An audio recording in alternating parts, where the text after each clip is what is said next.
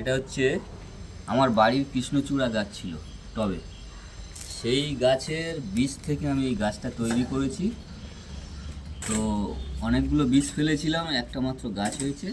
এটাকে রিপোর্টিং করে রাখবো আপাতত। পরে বড় হলে আর একটু ঝাঁকড়া হলে এটাকে আমি বড় একটা টবে দিয়ে দেবো। আপাতত এই টবটাতে রাখছি।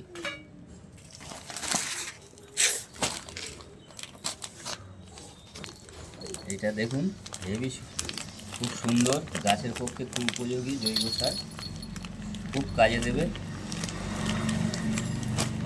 অল্প এই মাটির সঙ্গে মেশালাম। আচ্ছা, এর সঙ্গে এটা হচ্ছে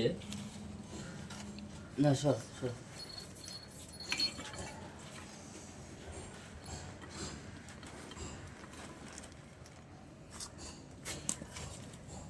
কোকোপিট।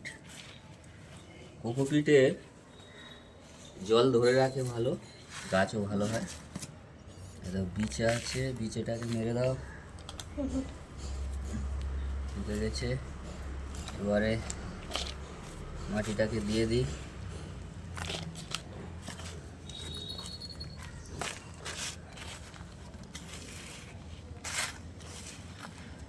ভালোভাবে তৈরি করছি। বাজে মাটি, মাটিটা বাজে।